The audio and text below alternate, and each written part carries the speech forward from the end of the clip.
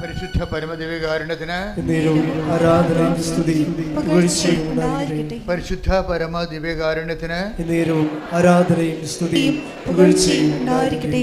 പരിശുദ്ധ പരമദിവ്യകാരുണ്യത്തിന് ആരാധനയും സ്തുതിയും പുകഴ്ചയും ഉണ്ടായിരിക്കട്ടെ. ഇരിക്കുക. പ്രിയ സഹോദരങ്ങളെ, നമ്മളിന്ന് ഉടമ്പടി ധ്യാനത്തിൽ പരിശോധിക്കുന്നത് ഉടമ്പടി ഉറപ്പിക്കുന്ന വിധങ്ങളെക്കുറിച്ചാണ്.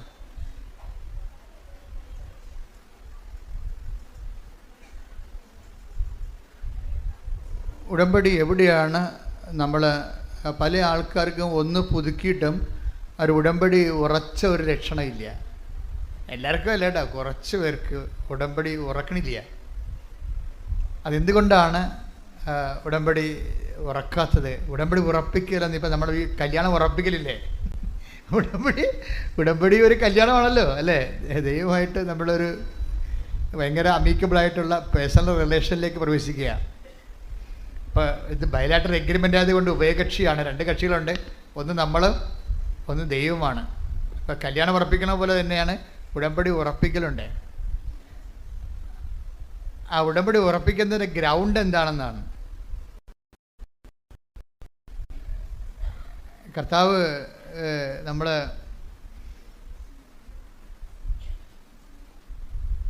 വിശുദ്ധ മത്തായി ശ്ലീഹായുടെ സുവിശേഷം 7-24 വാക്യം. മത്തായിയുടെ സുവിശേഷം 7-24 വാക്യം. ശ്രുതികട ഹല്ലേലൂയ. എൻ്റെ ഈ വചനങ്ങൾ ശ്രവിക്കുകയും പറഞ്ഞ എൻ്റെ ഈ വചനങ്ങൾ ശ്രവിക്കുകയും അവ അനുസരിക്കുകയും ചെയ്യുന്നവൻ പാറമേൽ ഭവനം പണിത വിവേകമതിയായ മനുഷ്യന് തുല്യനായിരിക്കും. അപ്പൊ രണ്ട് കാര്യമാണ് ഉടമ്പടി എടുക്കുന്നവർക്ക് ഈശോ കൊടുത്തിരിക്കുന്ന രണ്ട് ഫീച്ചേഴ്സാണ്. എന്താ ഒരു കാര്യം എന്താണ്? അയാൾ ഉടമ്പടി എടുക്കുന്ന വിവേകമാണെന്ന്. ഒരു മനുഷ്യന് വിവേകമായിട്ട് ചെയ്യാൻ പറ്റുന്ന ഒരു കാര്യമാണ്. എന്താണ്? ഒന്നിന് വായിച്ച് 7:24 മത്തായി ശ്ലീഹ. എൻ്റെ ഈ വചനങ്ങൾ ശ്രവിക്കുകയും പറഞ്ഞ എൻ്റെ ഈ വചനങ്ങൾ ശ്രവിക്കുകയും അവ അനുസരിക്കുകയും ചെയ്യുന്നവൻ പാറമേൽ ഭവനം പണിത വിവേകമതിയായ മനുഷ്യന് തുല്യനായിരിക്കും. അപ്പോഴ് അവൻ പറയണ പോലെ ചെയ്യുന്നതാണല്ലോ ഉടമ്പടി അല്ലേ. യോഹന്നാൻ 2:5 നിന്നാണ് ഉടമ്പടി ബേസ്മെന്റ്. അവൻ പറയുന്നത് പോലെ ചെയ്യുന്നത് എന്താണെന്നാണ് ഈശോ പറയണത്. ആ യോഹന്നാൻ 2:5 = മത്തായി 7:24 എന്നാണ് പറയണത്. എന്താണ്? എൻ്റെ ഈ വചനങ്ങൾ കേൾക്കുകയും പറഞ്ഞ് എൻ്റെ ഈ വചനങ്ങൾ കേൾക്കുകയും അതനുസരിച്ച് ജീവിക്കുകയും ചെയ്യുന്നവൻ പാറമേൽ പാറയെന്ന് പറഞ്ഞാൽ എന്താണ്? 18:2 സങ്കീർത്തനം 18:2 എടുത്ത് ശ്രുതികട ഹല്ലേലൂയ. ഹല്ലേലൂയ ഹല്ലേലൂയ ഹല്ലേലൂയ. യേശുവേ നന്ദി നന്ദി. ഹല്ലേലൂയ ഹല്ലേലൂയ ഹല്ലേലൂയ ഹല്ലേലൂയ. യേശുവേ. 18-ാം സങ്കീർത്തനം 2-ാം തിരുവചനം. സങ്കീർത്തനം 18:2. അതെ, അങ്ങാണ് എൻ്റെ രക്ഷാശിലയും കോട്ടയും വിമോചകനും എന്ന് പറഞ്ഞ് അങ്ങാണ് എൻ്റെ രക്ഷയുടെ പാറയും കോട്ടയും ശിലയും. പാറാണ് പാറ, ദൈവമാണ് പാറ. ദൈവമാകുന്ന പാറമേൽ എങ്ങനെയാണ് നമുക്ക് നമ്മുടെ ജീവിത ഭവനം പണിയാൻ പറ്റണത്? അത് സങ്കീർത്തനം 18:2 ദൈവമാണ് പാറ അല്ലേ. ഈ പാറമേൽ ഭവനം പണിയണതാണ് നമ്മളുടെ ഉടമ്പടി ജീവിതം എന്ന് പറയുന്നത്. എന്താണ്? യോഹന്നാൻ 2:5 അനുസരിച്ച് അവൻ പറയണ പോലെ ചെയ്യണത്. അത് എന്തിന് സമമാണ്? അത് മത്തായി 7:24 സമമാണ്. എന്താണത്? എൻ്റെ ഈ വചനം കേൾക്കുകയും പറഞ്ഞ് അതനുസരിച്ച് ജീവിക്കുകയും ചെയ്യുന്നവൻ പാറമേൽ ദൈവത്തിന്റെ അടിസ്ഥാനത്തിലെ ജീവിത ഭവനം പണി ചെയ്യുന്ന വിവേകിയായ മനുഷ്യന് തുല്യനാണ്. ഇതിനകത്ത് ഒരു കാര്യത്തിൽ നമ്മൾ വളരെ നിശ്ചയമുള്ളവരായിരിക്കണം. വിഷയമല്ല വിഷയം, വചനമാണ് വിഷയം. പറഞ്ഞു മനസ്സിലായ? ഉടമ്പടിയിലെ വിഷയമല്ല വിഷയം, പിന്നെന്താണ്? വചനമാണ് വിഷയം. വിഷയം എന്ന് പറഞ്ഞാൽ എന്താണ്? നമ്മുടെ ജെട്ട് നടപടി അല്ലേ, അല്ലെങ്കിൽ കല്യാണം ഒത്തുവരണില്ല, PR കിട്ടണില്ല, പെൻഷൻ കിട്ടിയിട്ടില്ല, അതാണ് വിഷയം. ഇപ്പം അച്ഛൻ എന്താ പറഞ്ഞത്? വിഷയമല്ല വിഷയം, വചനമാണ് വിഷയമെന്ന്. എന്താ വിഷയം? ഈ വിഷയം ഒരു വിഷയമല്ല. എന്താണ് വിഷയം? ഉടമ്പടി പ്രകാരം വചനമനുസരിച്ച് ജീവിക്കുമ്പോൾ കർത്താവാണ് മറ്റ് സെറ്റ് ചെയ്യണത്. അത് മെറിറ്റിലല്ല, നോട്ട് ബൈ മെറിറ്റിലാണ്. നമ്മുടെ യോഗ്യത കൊണ്ടല്ല, ദൈവത്തിൻ്റെ കൃപ കൊണ്ടാണ്.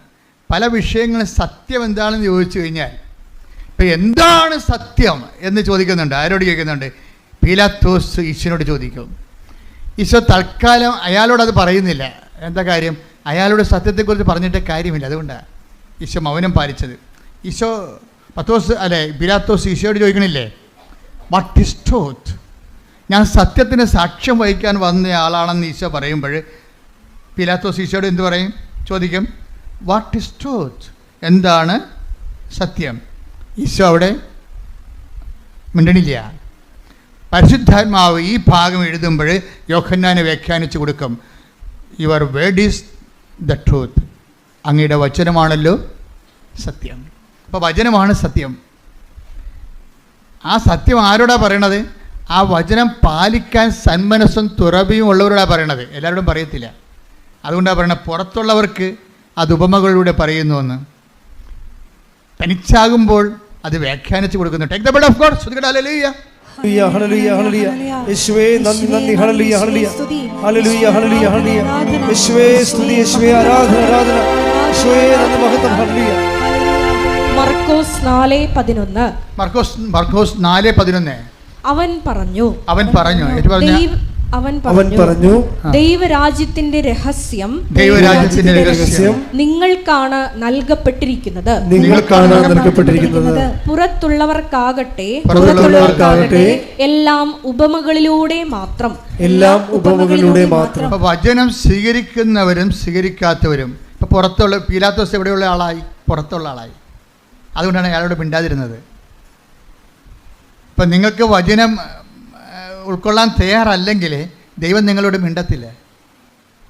ആ വിഷയം വിട്ടുപിടിക്കാൻ പറയും. ഇപ്പോൾ എന്താ വന്നത്? മകളെ കെട്ടിച്ചില്ല, കെട്ടിച്ച് വണ്ടി വിട്ടേക്കാൻ പറയും. കെട്ടിച്ചെന്നേക്കാൻ വണ്ടി വിട്ടേക്കാൻ പറയും.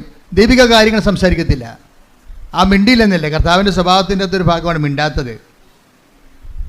ഇപ്പം അതായത് വചനം സ്വീകരിക്കാൻ തയ്യാറുള്ളവരോട് അവൻ അതിൻ്റെ വ്യാഖ്യാനങ്ങൾ പറഞ്ഞുകൊണ്ടിരിക്കും.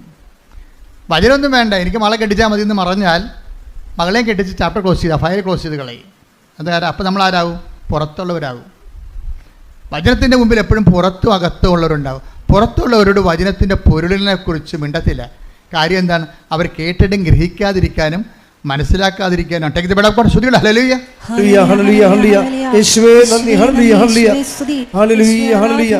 യേശുവേ സ്തുതി. ഹല്ലേലൂയ, ഹല്ലേലൂയ. യേശുവേ നന്ദി, നന്ദി, നന്ദി. ഹല്ലേലൂയ, ഹല്ലേലൂയ. മത്തായി 13:13. അതുകൊണ്ടാണ്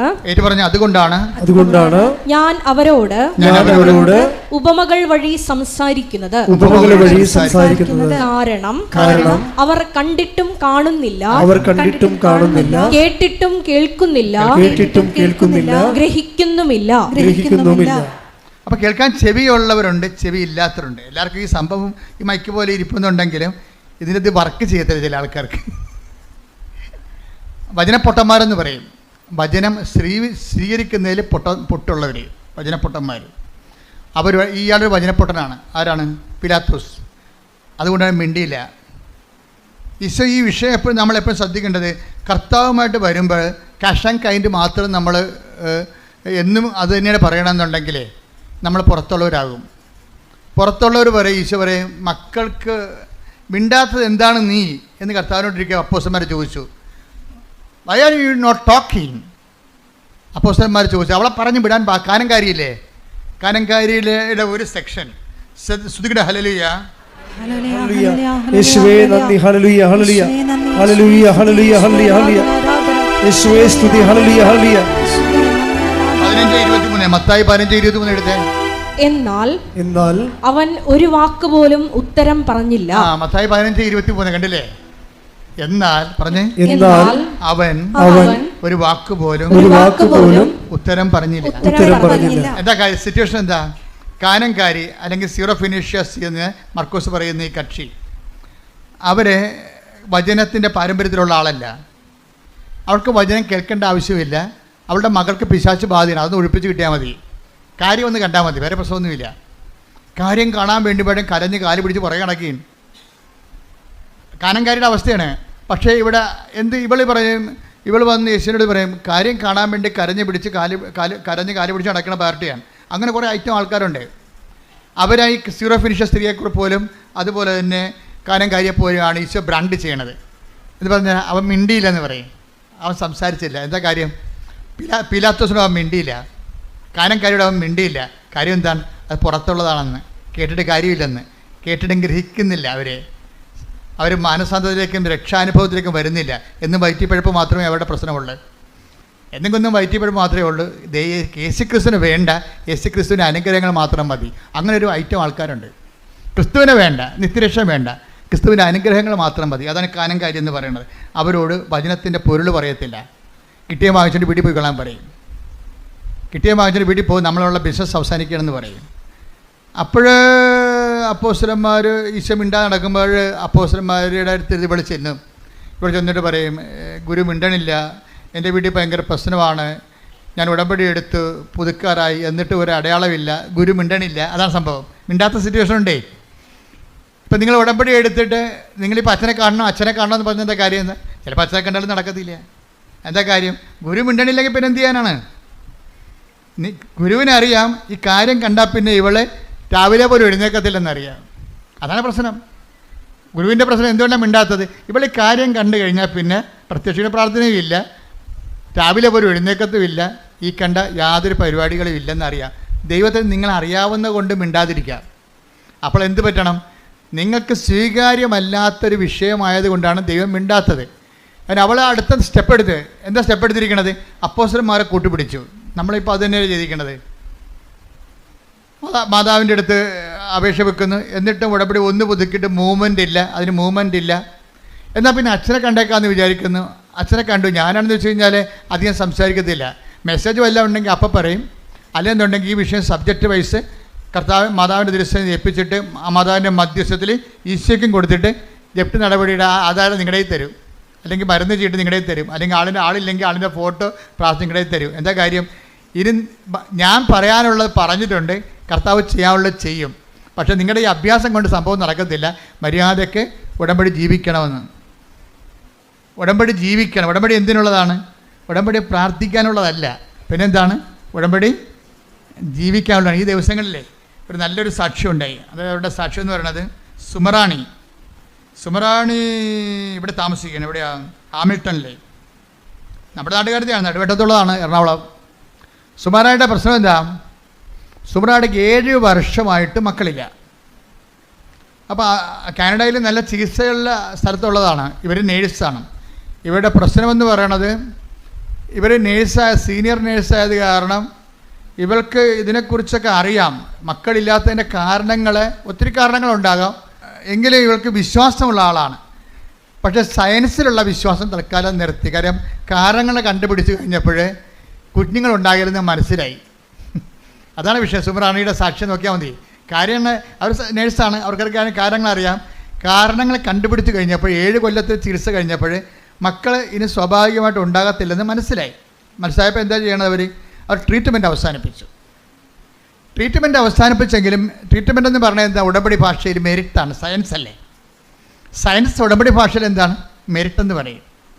പക്ഷേ മെരിറ്റ് ശാസ്ത്രീയമായിട്ട് ഇനി കുട്ടികളെ കിട്ടാൻ സാധ്യതയില്ല എന്ന് കണ്ടു കഴിഞ്ഞാൽ സാധ്യതയില്ല എന്നല്ല എൻ്റെ അർത്ഥം. അതിനർത്ഥം ഓപ്ഷൻ വെക്കുന്ന ഉടമ്പടിയാണ്. എന്താണ്? മെരിറ്റ് വർക്ക് ചെയ്യുന്നില്ലെങ്കിൽ, സയൻസ് വർക്ക് ചെയ്യുന്നില്ലെങ്കിൽ Ephesians 2:8 വർക്കൗട്ട് ചെയ്യും. എന്താണ്? Not by merit but by grace. അപ്പോൾ ഇനി ഗ്രേസിൻ്റെ വഴിയാണ്. ഗ്രേസ് ടാപ്പ് ചെയ്യാൻ ഇന്ന് കിട്ടിയിരിക്കുന്ന ഒരേ ഒരു മാർഗ്ഗം എന്താണ്? ഉടമ്പടിയാണ്. ഉടമ്പടി എന്ന് പറഞ്ഞാൽ എന്താണ്? അത് 7:24 7:24 എന്ന് പറഞ്ഞാൽ എന്താണ്? ദൈവവചനം കേൾക്കുകയും അതനുസരിച്ച് ആ ഉടമ്പടി ജീവിക്കാനുള്ളതാണ്. ഉടമ്പടി എന്തിനുള്ളതാണ്? ഉടമ്പടി പ്രാർത്ഥിക്കാനുള്ളതല്ല. ഉടമ്പടി പ്രാർത്ഥിക്കാൻ മാത്രമുള്ളതല്ല. പക്ഷേ ഉടമ്പടിയിൽ പ്രാർത്ഥനയെല്ലാം വരുന്നുണ്ട്. ഉടമ്പടി പ്രയോഗിക്കാൻ വേണ്ടി മാത്രമുള്ളതല്ല, എന്നാൽ ഉടമ്പടി പ്രയോഗങ്ങളെല്ലാം വരുന്നുണ്ട്. ഉടമ്പടി പ്രഖ്യാപിക്കാൻ വേണ്ടി മാത്രമുള്ളതല്ല, എന്നാൽ ഉടമ്പടി പ്രഖ്യാപനങ്ങളെല്ലാം വരുന്നുണ്ട്. ഉടമ്പടി ഈ പ്രാർത്ഥനയും ഈ പ്രഖ്യാപനവും ഈ പ്രയോഗവും എല്ലാം ചേർന്നിട്ടുള്ള ഉടമ്പടി ജീവിതം തന്നെ. കൈയടിച്ച് സ്തുതിക്കട്ടെ. ഹല്ലേലൂയ. ഹല്ലേലൂയ ഹല്ലേലൂയ ഹല്ലേലൂയ.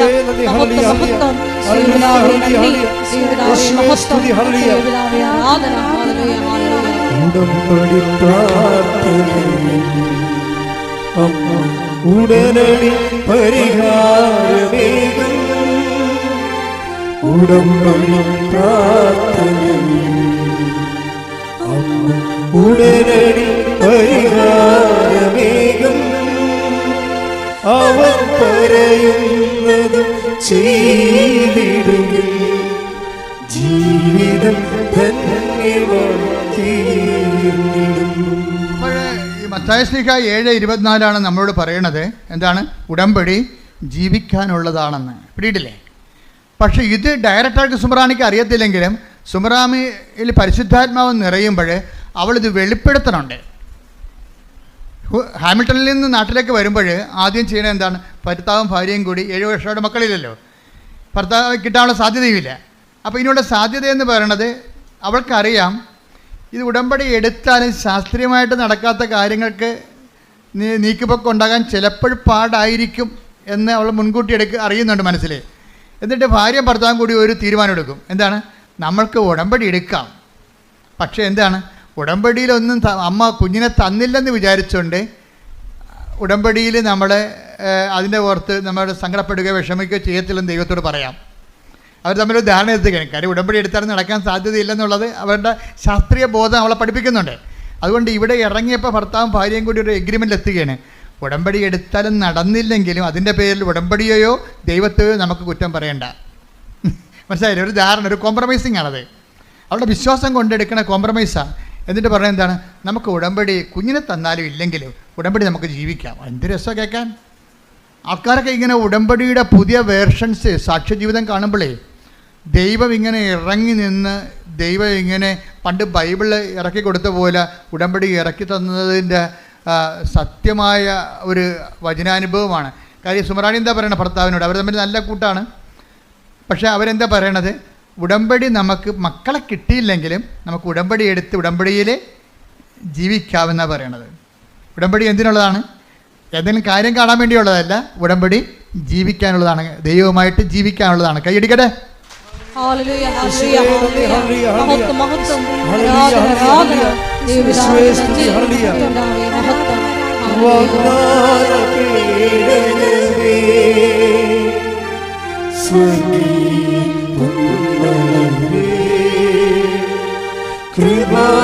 കൃപാസനത്തിൻ്റെ അമ്മേ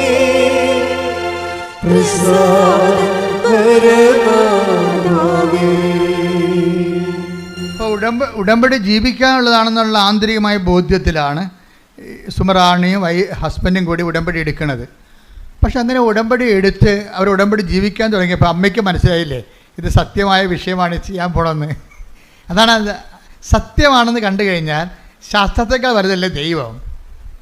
അതാ വിഷയം. അവർക്ക് ദൈവത്തെ ശാസ്ത്രീയമായിട്ട് കിട്ടാൻ സാധ്യതയില്ലാത്ത കാര്യത്തിൻ്റെ പേരിൽ ദൈവത്തെ പഴിചാരരുന്നുള്ള മുൻ ജാമ്യം എടുത്താണ് അവർ ഉടമ്പടി എടുക്കണേ. ജാമ്യം എടുക്കണേ. അതിൻ്റെ പേരിൽ ഞങ്ങൾ ദൈവത്തെ കുറ്റം പറയത്തില്ല. ഞങ്ങൾ ഉടമ്പടി എടുക്കേണ്ട ഉദ്ദേശം എന്താണ്?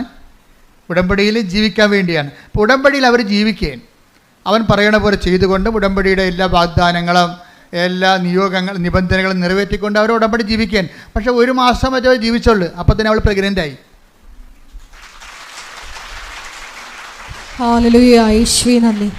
പ്രഗ്നൻ്റായി കഴിഞ്ഞപ്പോൾ ഒരു ചെറിയൊരു പ്രശ്നമുണ്ടായി കുറച്ച് ദിവസം കഴിഞ്ഞപ്പോൾ. എന്ന് വെച്ചാൽ അതായത് കോർണിവ എന്ന് പറഞ്ഞൊരു സ്ഥലം, അതായത് ഫലോപ്പിയൻ ട്യൂബിൻ്റെയും ഗർഭനാളിയുടെയും അതുപോലെ ഗർഭപാത്രത്തിൻ്റെയും വക്കിൽ ആണ് ഇത്. ഇപ്പം നമുക്കൊരു കെറ്റിലുണ്ടെങ്കിൽ കെറ്റിനൊരു നാളമില്ലേ, കെറ്റിനകത്തുമല്ല എന്നാൽ ആ കുഴലുമല്ല, ഇതിൻ്റെ ജംഗ്ഷനിലിരിക്കുകയാണ്. അപ്പോൾ അങ്ങനെ ഇരുന്ന് നമ്മൾ വേര് പിടിച്ചു പോയി ഭയങ്കര പ്രശ്നമാണ്. പിന്നെ അത് കഴിഞ്ഞിട്ട് റപ്ചറാകും, പൊട്ടും, ബ്ലഡാകും, ആളിയാകും, പെട്ടെന്ന് പിന്നെ മരണമൊക്കെ. അപ്പോൾ ഇങ്ങനെ വലിയ ഒരു ദശാസന്ധി ചെന്ന് ചാടിയിരിക്കുകയാണ്. അപ്പോൾ ഡോക്ടർമാർ പറഞ്ഞു നമുക്ക് എടുത്ത് കളയാം, പെട്ടെന്ന് എടുത്ത് കളയാമെന്ന് പറഞ്ഞു. അപ്പോൾ എടുത്ത് കളയാമെന്ന് പറയുമ്പോഴും ഇവിടെ പറയുന്ന സംഭവമുണ്ട്. ഇത് അമ്മ പ്രത്യക്ഷീകരണത്തിൻ്റെ ഭാഗമായിട്ട് തന്ന കുഞ്ഞാണ്. ഉടമ്പടിയിൽ കിട്ടണതെല്ലാം ഉടമ്പടി എന്നൊരു സംവിധാനം എന്നതിനേക്കാൾ ഉപരി പ്രത്യക്ഷീകരണം. അവൾ എന്തൊരു ജ്ഞാനമാണ് അവർക്ക്. ഇവർ ഡോക്ടർ എടുത്തു കളയാമെന്ന് പറയുമ്പോഴേ ഭാര്യ ഭർത്താവിനോട് പറഞ്ഞ എന്താ, ഇത് ഉടമ്പടി വഴി കിട്ടിയതല്ലേ. അപ്പോഴും ഉടമ്പടി വഴി കിട്ടിയെന്ന് പറഞ്ഞു കഴിഞ്ഞാൽ പ്രത്യക്ഷീകരണത്തിൻ്റെ ഭാഗമായിട്ടല്ലേ ഉടമ്പടി കിട്ടിയത്. അപ്പോൾ ഈ കുഞ്ഞ് ഉടമ്പടി വഴി കിട്ടുന്ന എല്ലാ അനുഗ്രഹങ്ങളും പ്രത്യക്ഷീകരണത്തിൻ്റെ ഭാഗമാണ്. അപ്പോൾ ഈ കുഞ്ഞ് അമ്മയുടെ പ്രത്യക്ഷീകരണത്തിൻ്റെ ഭാഗമായിട്ടല്ലേ ഇങ്ങനെ കോർണിവായി കുഞ്ഞിങ്ങനെ ഉരുവായിരിക്കണത്. അപ്പോൾ ഇത് എടുത്തു കളയാമെന്ന് വൈദ്യശാസ്ത്രം പറഞ്ഞാൽ പ്രത്യക്ഷീകരണത്തിൻ്റെ ഭാഗമാകുന്നത് എങ്ങനെയാണ്? അപ്പോൾ ദൈവത്തിന് ഇതിൻ്റെ അകത്ത് പദ്ധതിയുണ്ട്, നമുക്ക് വെയിറ്റ് ചെയ്യാമെന്ന് പറഞ്ഞു. പ്രാർത്ഥിച്ച് വെയിറ്റ് ചെയ്യാമെന്ന് പറയുമ്പോഴേക്കാണ് പ്രാർത്ഥന തന്നെ കണ്ടില്ലേ. ഇവിടെയാണ് ഉടമ്പടിയിൽ ഉണ്ടാകുന്ന പ്രാർത്ഥന എന്ന് പറയുന്നത്. ഉടമ്പടിയിൽ അച്ഛൻ എന്താ പറഞ്ഞത്? പ്രാർത്ഥനയുണ്ട്, പിന്നെ എന്താണ്?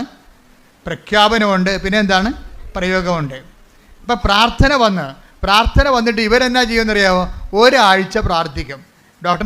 കൊച്ചിനെ എടുത്ത് കളയാം, അതിനുവേണ്ടി ഓപ്പറേഷൻ നിശ്ചയിച്ച് കഴിയുമ്പോൾ ഓപ്പറേഷനിൽ ഒപ്പിട്ട് കൊടുക്കാതെ ഇവരെന്ത് ചെയ്യും? ഉടമ്പടിയിലെ 33% എന്താണ്? പ്രാർത്ഥനയല്ലേ. ആ പ്രാർത്ഥനയിലേക്ക് ഇവർ പോകും. പ്രാർത്ഥനയെ പ്രവേശിച്ച് അതായത് ഒരാഴ്ച കഴിയുമ്പോൾ ഇവരെന്താ പ്രാർത്ഥിക്കണത്? ഇവർ പ്രാർത്ഥിക്കുന്നത് ഡോക്ടറിനെ സമർപ്പിച്ചാണ് പ്രാർത്ഥിക്കണത്, ഇവരെ സമർപ്പിച്ചല്ല. ഇവർക്ക് പ്രശ്നങ്ങളില്ലെന്നാണ് പറയണത്. ഇവർ പറഞ്ഞ ഡോക്ടറിനാണ് പ്രശ്നം. ആ പ്രശ്നം അവർ ഡിക്റ്റേറ്റ് ചെയ്യണമുണ്ടല്ലേ, ആ ഡിക്റ്റേഷൻ ഭയങ്കരമാണ്. ഞങ്ങൾ ഡോക്ടറിനെ സമർപ്പിച്ച് പ്രാർത്ഥിച്ചത്. പ്രശ്നം ആർക്കാണ്? പ്രശ്നം ഇവർക്കാണ്. ഇവരുടെ ഗർഭപാത്രത്തിലല്ലേ ഗർഭനാളിയുടെ കുഞ്ഞ് ജനിച്ചിരിക്കണത്, സൈക്കോട്ട് രൂപപ്പെട്ടിരിക്കണത്. പക്ഷേ ഇവർ പ്രാർത്ഥിക്കുന്നത് ആരെ? ഗർഭനാളി സമർപ്പിച്ചല്ല പ്രാർത്ഥിക്കുന്നത്, അവരെ പ്രാർത്ഥിക്കുന്നത്. അത് പരിശുദ്ധാത്മ വിവേചനം കൊടുക്കും. കാര്യം നിങ്ങളുടെ ഉള്ള പ്രശ്നം ഓപ്പറേഷൻ നിശ്ചയിച്ച ഡോക്ടറിനാണ് പ്രശ്നം, അതാ വിഷയം. ഈ പരിശുദ്ധാത്മാവ് minimum keep the Holy Spirit എന്ന് ഞാൻ എപ്പോഴും പറയത്തില്ലേ. അതായത് പരിശുദ്ധാത്മാവാണ് വിവേചനം നടത്തേണ്ടത്. പരിശുദ്ധാത്മ ഇവർക്കുള്ളത് കാരണം പരിശുദ്ധാത്മ പറഞ്ഞു നിങ്ങളുടെ ഗർഭപാത്രമല്ല സമർപ്പിച്ച് പ്രാർത്ഥിക്കേണ്ടത്, മരുന്നുമല്ല പറഞ്ഞത്. ഓപ്പറേഷന് വേണ്ടി പറഞ്ഞ് ഡോക്ടറിനെ സമർപ്പിച്ച് പ്രാർത്ഥിക്കണമെന്ന്. ഇവർ ഡോക്ടറിനെ സമർപ്പിച്ച് രാത്രി ആരാധന നടത്തി, പ്രത്യക്ഷീകരണ പ്രാർത്ഥന ചെയ്യില്ലേ. ഒരാഴ്ച മുഴുവൻ ഡോക്ടറിനെ സമർപ്പിച്ച് പ്രാർത്ഥിച്ചപ്പോൾ ഡോക്ടറിൻ്റെ ഒരു മാറ്റം ഉണ്ടായി. ഡോക്ടറിന് അതാണ് പ്രാർത്ഥനയുടെ സംഭവം. ഡോക്ടർ ഇതിൻ്റെ സ്പെസിമെൻ എടുത്തിട്ട് സ്കാനിങ് റിപ്പോർട്ട് എടുത്തിട്ട് കാനഡയിൽ നിന്ന് ഓസ്ട്രേലിയയിലേക്ക് അയച്ചു കൊടുക്കും. ഡോക്ടറിൻ്റെ സീനിയർ ഡോക്ടറിനെ അയച്ചു കൊടുക്കും. കാര്യം ഈ ഗൈനക്കോളജി വിഭാഗം കൈകാര്യം ചെയ്യുന്ന എക്സ്പെർട്ടാണ്. അപ്പോൾ അതാണ് ഡോക്ടറിനുണ്ടായ മാറ്റം. അവർ സ്കാനിങ് റിപ്പോർട്ട് രണ്ടാമത് ഈ സ്കാനിങ് റിപ്പോർട്ട് അപ്പോൾ ഇവള് സുമറാണി പറയവേ, ഞാനൊരു സാധാരണ നേഴ്സാണ്, എനിക്ക് ഇത്രയും സ്പെഷ്യൽ കെയറും വേറെ ഇൻ്റർനാഷണൽ ലെവലിൽ വേറെ രാജ്യങ്ങളിൽ എന്നെ ടെസ്റ്റ് ചെയ്യേണ്ട കാര്യമില്ല. പക്ഷേ എങ്കിലും ഇതെല്ലാം ഫ്രീ ആയിട്ട് ഇവർ ചെയ്യാൻ ആശുപത്രിക്കാർക്ക് ഒരു പുതിയ കേസാണ്. അതുകൊണ്ട് കേസ് എന്താണെന്ന് അവർക്ക് പഠിക്കുകയും ചെയ്യണം, കേസ് സ്റ്റഡിയും വേണം. അതുകൊണ്ട് അവരുടെ റിസ്കിൽ അവരുടെ എക്സ്പെൻഡിച്ചറിലും അവർ ഇത് ഉപരിപഠനത്തിനായിട്ട് സ്കാനിങ് റിപ്പോർട്ട് അയക്കും. ഡോക്ടറെ സംബന്ധിച്ച് പ്രാർത്ഥിക്കുമ്പോൾ സംഭവിക്കുന്ന വിഷയങ്ങളാണത്. അവിടെ ഓസ്ട്രേലിയ ഡോക്ടർ ഇത് പെട്ടെന്ന് പഠിച്ചിട്ട് പറയും ഇത് കുഴപ്പമില്ല, സമയത്ത് കുറച്ച് കഴിയുമ്പോൾ ഇത് താഴേക്ക് ഇറങ്ങി വരും. അപ്പോൾ സീനിയർ ഡോക്ടറിന് നിർബന്ധമായി. അപ്പോൾ ഓപ്പറേഷൻ ഒഴിവായി. നോക്കിയേ, കൈയടിച്ച് ശ്രുതിക്കട്ടെ. ഹല്ലേലൂയ ഹല്ലേലൂയ ഹല്ലേലൂയ ഹല്ലേലൂയ മഹത്വം മഹത്വം ആരാധന ആരാധന ഹല്ലേലൂയ ഹല്ലേലൂയ ഈശ്വര ആരാധന. അതായത് നമ്മളുടെ ഈ ഉടമ്പടി ഉറപ്പിക്കലെന്ന സംഭവത്തിൽ ചില സമയത്ത് ഇതുപോലെയുള്ള ഒരു ആട്ടം കാണാം. ആട്ടം കണ്ട ഇപ്പം നിങ്ങളെ വചനം എന്താ പറയണത്? വിളിയും തിരിഞ്ഞ് ഒന്ന് ഇപ്പം എടുത്ത് 2 പത്രോസിൻ്റെ 1:10 എടുത്ത് 2 പത്രോസ് 1:10 2 പത്രോസ് 1:10 ആകയാൽ സഹോദരരെ നിങ്ങളുടെ വിളിയും തിരഞ്ഞെടുപ്പും ഉറപ്പിക്കുന്നതിൽ കൂടുതൽ ഉത്സാഹമുള്ളവരായിരിക്കുവിൻ. ഇങ്ങനെ ചെയ്താൽ ഒരിക്കലും നിങ്ങൾ വീണു പോവുകയില്ല. അപ്പൊ ഇതിന്റെ 2 സെക്ഷനാണ് വരണം. ഒന്നെന്താണ്? 2 പത്രോസ് 1:10 വചനത്തിൽ എന്താ ഉള്ളത്? നിങ്ങളുടെ വിളിയും പിന്നെന്താ? തിരഞ്ഞെടുപ്പും. എന്തൊക്കെ ഉറപ്പിക്കാൻ പറഞ്ഞിരിക്കുന്നത്? ഒന്ന് വിളിയും തിരഞ്ഞെടുപ്പും. വിളി എന്ന് പറഞ്ഞാൽ എന്താണ്? വിശ്വാസത്തിലേക്കാണ് വിളിച്ചിരിക്കുന്നത്. ഇതെല്ലാം ബൈബിളിലുള്ള വിശ്വാസം ഇല്ലാതെ മുന്നോട്ട് പോകത്തില്ല. അവൻ പറയുന്ന പോലെ ചെയ്യണതാണല്ലോ. ഞങ്ങളിപ്പോൾ ആരെയും ന്യായസ്ഥാനപ്പെടുത്തുന്നില്ലെന്നുണ്ടെങ്കിലും ഈ ഉടമ്പടി എടുക്കുന്നവർ പാലിക്കുന്നത് ആരെയാണ്? വിശുദ്ധ വചനമേ പാലിച്ചിട്ട് അത് മുന്നോട്ട് പോകാൻ പറ്റത്തുള്ളൂ. ഇതാണ് വിശ്വാസം. ബൈബിളിലുള്ള വിശ്വാസമില്ലാതെ ഇതാണ് ബേസ്മെൻറ്റ്. ഇതിൻ്റെ എന്താണ്? വിളിയാണ്. വിളി എന്താണ്? വിശ്വാസത്തിൽ ബൈബിളിലുള്ള വിശ്വാസത്തിലേക്കാണ് വിളി. ആരെ വന്ന് ഉടമ്പടി എടുത്താലും ഇതിൻ്റെ വിളി എങ്ങോട്ടാണ്? ബൈബിളിലുള്ള ദൈവത്തിലേക്കാണ് നിങ്ങൾ വിശ്വസിക്കണത്. ഉറപ്പല്ലേ? തിരഞ്ഞെടുപ്പ് എന്താ? ബൈബിളിലുള്ള ദൈവത്തെ അനുഭവിക്കാൻ വേണ്ടി നമ്മൾ തിരഞ്ഞെടുത്തിരിക്കുന്നത് എന്തിനാണ്? ഉടമ്പടി പ്രയോഗത്തെയാണ്. റീഡിയ അതാണ് സംഭവം. ബൈബിളിൽ നമുക്ക് എങ്ങനെ പ്രവേശിക്കാം, പക്ഷേ നമ്മളിപ്പോൾ പ്രവേശിക്കുന്നത് ഏറ്റവും ഉത്തമമായ മാതൃക എന്താണ്? അവൻ പറയണത് പോലെ ചെയ്യുകയാണ്. വചനത്തെ ചെയ്തുകൊണ്ടാണ് നമ്മൾ ഇതിലേക്ക് പ്രവേശിക്കുന്നത്. പ്രാർത്ഥിക്കുക. കർത്താവായ ദൈവമേ, വചനം വിശ്വസിക്കുക മാത്രമല്ല അത് ജീവിച്ചുകൊണ്ട് അങ്ങയുമായിട്ടുള്ള ആത്മബന്ധത്തിന്റെ ആഴങ്ങൾ ആവിഷ്കരിക്കുന്ന ഉടമ്പടിയിലേക്ക് ഞങ്ങളെ ഉറപ്പിക്കണമേ. ഞങ്ങളെ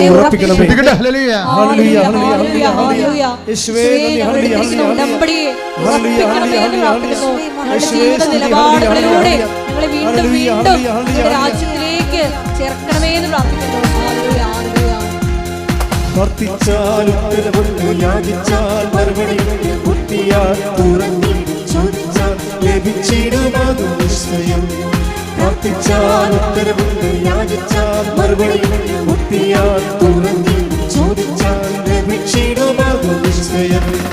നിശ്ചയം നിശ്ചയം അതു നിശ്ചയം നിശ്ചയം നിശ്ചയം അതു നിശ്ചയം പ്രാർത്ഥിച്ചാൽ യാചിച്ചാൽ മുട്ടിയാൽ തുറന്നി ചോദിച്ചാൽ ലഭിച്ചിടുമതു നിശ്ചയം. പരിശുദ്ധ പരമദിവ്യകാരുണ്യത്തിന് ആരാധനയും സ്തുതിയും പുകഴ്ചയും ഉണ്ടായിരിക്കട്ടെ. അപ്പം ഇതിൻ്റെ അകത്ത് വരുന്ന ഒരു ഉറപ്പിക്കലിനായിട്ടുള്ള സമയത്ത് ഒരു ചാഞ്ചാട്ടം ഉണ്ടാകും. ഈ ചാഞ്ചാട്ടമാണ് ഇപ്പോൾ ഇവിടെ നടക്കുന്നത്. സുമറാണിയുടെ ലൈഫിൽ എന്താണ്? കൊച്ചിനെ കിട്ടി, പക്ഷേ അത് കോർണിവായിലായിപ്പോയി. അപ്പോൾ ഡോക്ടർ പറഞ്ഞു എന്ത് ചെയ്യണം, അതെടുത്ത് കളയണമെന്ന് പറഞ്ഞ്. ഇവളത് എടുത്ത് കളയാൻ തയ്യാറല്ല. അവളതിനെന്താ ചെയ്യണത്? ഡോക്ടറിനെ സമർപ്പിച്ചുകൊണ്ട് പ്രാർത്ഥിക്കുകയും. അപ്പോൾ ഡോക്ടറിന് എന്താ വ്യത്യാസം ഉണ്ടായത്? ഡോക്ടർ ഉപരിപഠനത്തിന് സെൻഡ് ചെയ്യും വേറെ രാജ്യങ്ങളിലേക്ക്. അവിടെ നിന്ന് റിസൾട്ട് വരും, അവിടെ പ്രാർത്ഥനയ്ക്ക് ഉത്തരമായിട്ട്. ആ പ്രാർത്ഥനയ്ക്ക് ഉത്തരമായിട്ട് റിസൾട്ട് വരണ കാലത്ത് ഇവിടെ ചെയ്യുന്നൊരു കാര്യമുണ്ട്. എന്താ കാര്യം? ടെസ്റ്റിന് വിടുമ്പോൾ സുമറാണി ചെയ്യണത് എന്താണെന്ന് വെച്ച് കഴിഞ്ഞാൽ ഉടമ്പടി തൈലം പൊക്കിലിന് താഴെ പെരട്ടും. അതാണ് വിശ്വാസ പ്രയോഗം. മനസ്സിലായില്ലേ? ഇതിലെന്ത് ചെയ്യും? ഉടമ്പടി കാശുരൂപം ഇതൊക്കെ അച്ഛൻ പറഞ്ഞു കൊടുത്താണ് അവരോട്, അല്ലല്ല, അവരുടെ മനസ്സാക്ഷിക്ക് പരിശുദ്ധാത്മ നൽകിയിട്ട് അവർ ചെയ്യുന്ന പ്രയോഗവിധികളാണ്. ഡോക്ടറിൻ്റെയൊക്കെ ടെസ്റ്റ് ഡോക്ടറിനെ സംബന്ധിച്ച് പ്രാർത്ഥിക്കുക മാത്രമല്ല, പിന്നെ പ്രയോഗമാണ് അവർ ചെയ്യണത്. എന്താ ചെയ്യണത്? ഉടമ്പടി തൈലമെടുത്ത് പൊക്കിന് താഴെ പെരട്ടും, വിശ്വാസപ്രമാണം ചൊല്ലി പെരട്ടും. ആ പെരട്ടുമ്പോൾ എന്താ സംഭവം? രണ്ട് കാര്യങ്ങൾ നടക്കും. ഒന്ന്, പ്രയോഗവും നടക്കും, വിശ്വാസപ്രമാണം ചെല്ലുന്നതുകൊണ്ട് പ്രഖ്യാപനവും നടക്കും. വിശ്വാസപ്രമാണം എന്ന് പറയുന്നത് പ്രാർത്ഥനയല്ലല്ലോ, പ്രഖ്യാപനമാണ്, ഇല്ലേ? അതായത് ഉടമ്പടി ആക്ടിവേറ്റ് ചെയ്യുന്ന ഓരോ രീതി നിങ്ങൾ ശ്രദ്ധിക്കണം. ഉടമ്പടി ആക്ടിവേറ്റ് ചെയ്യുന്ന രീതികൾ എന്താണ് ഇവിടെ ചെയ്യുന്നത്? ഒന്ന് പ്രാർത്ഥന, രണ്ടാമത്തെ എന്താണ്? പ്രയോഗം. പ്രയോഗത്തിന് മുമ്പ് എന്താ ചെയ്യണത്? വിശ്വാസപ്രമാണം ചെല്ലിയിട്ടാണ് ഇവൾ ഇത് ഉടമ്പടി തൈലം യൂട്ടസിൽ പെരട്ടുന്നത്. പെരട്ടിക്കഴിഞ്ഞതിന് ശേഷം ഇവൾക്ക് മനസ്സിൽ തോന്നും, പരിശുദ്ധാത്മാവ് ഉണ്ടെങ്കിൽ ദൈവം നമ്മളെ ഗൈഡ് ചെയ്യും. പരിശുദ്ധാത്മാവ് പറയും, ഈ പുസ്തകങ്ങളെല്ലാം നീ ഡെയിലി ഒന്ന് കമ്മ്യൂണിക്കൻ്റ് ആയാൽ മതി എന്ന് പറയും.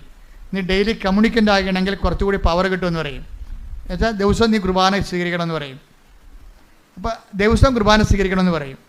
അപ്പോൾ ദിവസം കുർബാന സ്വീകരിക്കണമെന്ന് പറയുമ്പോൾ അത് ഉള്ളിൻ്റെ ഉള്ളിൽ നിന്ന് പരിശുദ്ധാത്മ പറയണതാണ്, നീ എല്ലാ ദിവസവും പോയി ഈശോനെ സ്വീകരിക്കുക. നീ ഒരു പ്രയാസത്തിലിരിക്കുകയല്ലേ. പ്രയാസത്തിലിരിക്കുമ്പോൾ ഇപ്പം ഞങ്ങളുടെ രോഗികളാണെങ്കിൽ മരണത്തോട് മല്ലിട്ടാലും ഞങ്ങൾ കൊടുക്കണത് എന്താണ്? കുർബാനയാണ് കൊടുക്കുന്നത്. ഈ സുമറാണിക്ക് ഇപ്പോൾ പറയേണ്ടത്, പരിശുദ്ധാത്മ പറയണത്, ഈ കുർബാന ദിവസം സ്വീകരിക്കണം. നീ ഒരു ദൈവത്തിന് ഏറ്റവും ആവശ്യമുള്ള സമയമാണ്. അതുകൊണ്ട് ഇതിൻ്റെ ഏറ്റവും ആവശ്യമുള്ള സമയത്ത് പണ്ട് ആവശ്യമെന്നാണ് പണ്ട് കുർബാനയ്ക്ക് പറഞ്ഞുകൊണ്ടിരുന്നത്. ഇപ്പം മരണത്തിനും ആവശ്യമെന്ന് പറയും. രണ്ട് ആവശ്യത്തിൽ പോയെന്ന് പറഞ്ഞു കഴിഞ്ഞാൽ മരണത്തിനും പണ്ടത്തെ ഭാഷയിൽ ആവശ്യമെന്ന് പറയും. കുർബാന കൊടുക്കണതിന് അത്യന്തം എന്നൊക്കെ പറയും. അത്യന്തം ആവശ്യമായിട്ട് വരുന്ന സംഭവമാണ്. ആ സമയത്ത് കുർബാനയാണ് സഭ കൊടുക്കുന്നത്. കർത്താവ് ഈശോനെയാണ് കൊടുക്കുന്നത്. അപ്പോൾ ഈശോനെ കൊടുക്കണ ഒരു ജോലി ഇവൾ പറയണത്, നീ ഈ അത്യന്ത ഘട്ടത്തിലാണ്. സുമറാണിയോട് പറയണത്, നീ ഇപ്പോൾ ഒരു അത്യന്ത ഘട്ടത്തിലാണ്. നിനക്ക് കുഞ്ഞിന് എന്ത് സംഭവിക്കാവുന്ന സമയമാണ്. ഇപ്പോൾ വേറെ ഒന്നും ഇവിടെ വിലപ്പോകത്തില്ല, കുർബാന മാത്രമേ വിലപ്പോകത്തുള്ളൂ. അതുകൊണ്ട് നീ കുർബാന മുടക്കരുതെന്ന് പറയും. അപ്പോൾ ഇവിടെ എല്ലാ ദിവസവും ഈ വയറും വെച്ച് കുർബാന സ്വീകരിക്കാൻ പോകാൻ പാടാണ്, കുറച്ച് മെഡിക്കൽ റെസ്ട്രിക്ഷൻ ഉള്ള ആളാണ്, എങ്കിലും കുർബാന സ്വീകരിക്കാൻ പോകും. കുർബാന സ്വീകരിച്ച് കഴിയുമ്പോൾ ഈ മുകളിലുണ്ടായിരുന്ന കൊറോണിവായിലുണ്ടായിരുന്ന ഫീറ്റസ് നേരെ ഗർഭപാത്രത്തിലേക്ക് ഊർന്ന് വീഴും. നിങ്ങൾ അതായത് പരിശുദ്ധാത്മാവ് എങ്ങനെയാണ് ഒരു വ്യക്തിയെ ഗൈഡ് ചെയ്യണം നോക്കണം. അത്യന്ത ഘട്ടങ്ങളിൽ ആവശ്യമായ സഹായങ്ങൾ കൊടുക്കും. കർത്താവ് പണ്ട് പരിശുദ്ധാത്മാവിനെ കുറിച്ച് പറഞ്ഞപ്പോഴേ, ഞാൻ പോണത് കൊണ്ട് പേടിക്കണമെന്നും വേണ്ട, പരിശുദ്ധാത്മാവ് ഉണ്ടാവും പരിശുദ്ധാത്മാവ് കൂടെ ഉണ്ടാവും. അപ്പം പരിശുദ്ധാത്മാവ് കൂടെ ഉണ്ടാകുമ്പോഴേ എന്താണ്, ഇപ്പോൾ ഈ ദിവസങ്ങളിൽ ദാനിയേലച്ഛൻ്റെ ഒരു പ്രഭാഷണം ഉണ്ടായിരുന്നു. എന്താ പ്രഭാഷണം എന്ന് വെച്ച് കഴിഞ്ഞാൽ, പരിശുദ്ധാത്മാവ് നിങ്ങൾ ഓർക്കും കരിസ്മാറ്റിക്കാർക്ക് മാത്രമേ കിട്ടത്തുള്ളൂ, അല്ലെങ്കിൽ വിശുദ്ധന്മാർക്ക് മാത്രമേ കിട്ടത്തുള്ളൂ. അതല്ല, തെറ്റായ ധാരണയാണത്. എല്ലാ ജനങ്ങൾക്കും പരിശുദ്ധാത്മാവിനെ കർത്താവ് പറഞ്ഞിരിക്കുന്ന ആരാണ്? എല്ലാം അന്നാളുകളിൽ എൻ്റെ ആത്മാവിനെ ഞാൻ എല്ലാവർക്കും നൽകും. കൈയടിച്ച് സ്തുതിക്കട്ടെ. ഹല്ലേലൂയ. യേശുവേ നന്ദി. ഹല്ലേലൂയ ഹല്ലേലൂയ ഹല്ലേലൂയ. സ്നേഹമാരിൽ നിറഞ്ഞു ശക്തി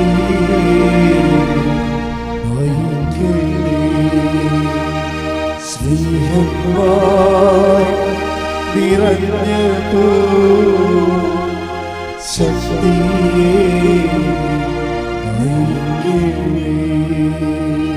പരിശുദ്ധ പരമ ദിവ്യകാരുണ്യത്തിന് എന്നേരവും ആരാധനയും സ്തുതിയും പുകഴ്ചയും ഉണ്ടായിരിക്കട്ടെ. ഞങ്ങൾ ഉടമ്പടിയിൽ നിങ്ങളോട് പശ്ചാത്തപിക്കണമെന്ന് എല്ലാവരോടും പറഞ്ഞിട്ടുണ്ട്. കത്തോലിക്കരോട് കുമ്പസാരിക്കണമെന്ന് പറഞ്ഞിട്ടുണ്ട് അല്ലേ? അതിൻ്റെ ഒരു ഉദ്ദേശം എന്താ? പരിശുദ്ധാത്മാവിനെ ഓൺലൈനിലേക്ക് ആക്ടിവേഷൻ ചെയ്യുകയാണ്. നിങ്ങൾക്കൊരു ധർമ്മസങ്കടം വന്ന സമയത്ത് നിങ്ങളെ സഹായിക്കാൻ ആരും ഉണ്ടാകത്തില്ല. ആരുണ്ടാവും? സുബ്രഹ്മണ്യോട് പറഞ്ഞില്ലേ, ഈശ്വരനെ സ്വീകരിക്കും, ദിവസവും പോയി. അതാരാ പറഞ്ഞു കൊടുത്തിരിക്കുന്നത്? പരിശുദ്ധാത്മാ പറഞ്ഞിരിക്കുന്നത്. അപ്പോൾ ദിവസവും ഈശ്വരനെ പോയി. ഇനി അത്യന്ത ഘട്ടങ്ങളിൽ വരുമ്പോൾ നമുക്ക് നിർദ്ദേശങ്ങൾ കിട്ടണം.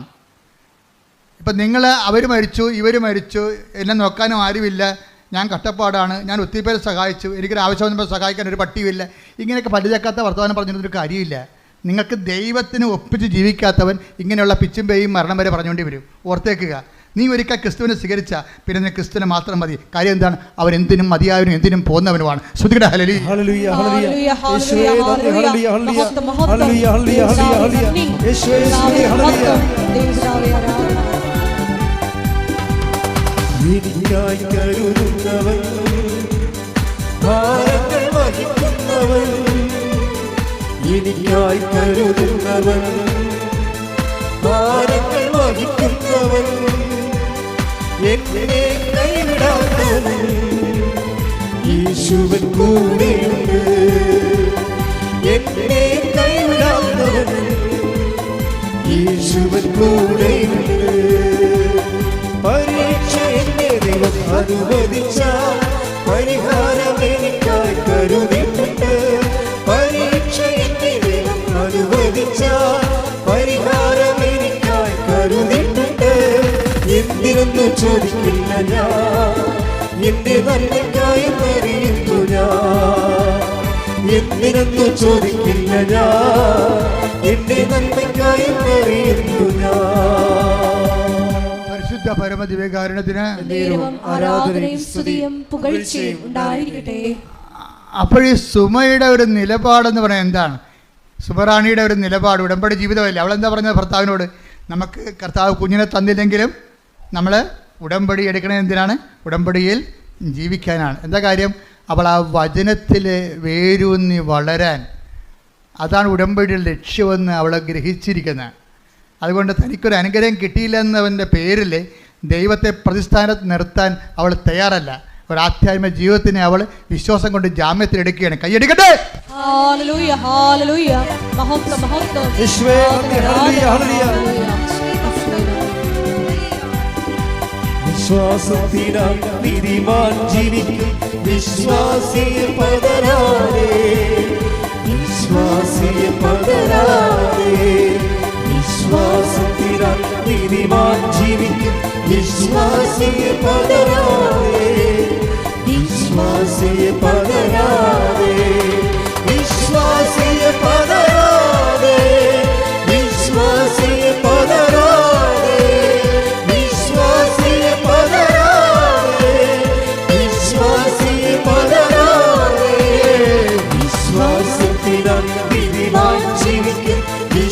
വിശ്വാസിയെ പതരാതെ, വിശ്വാസിയെ പതരാതെ.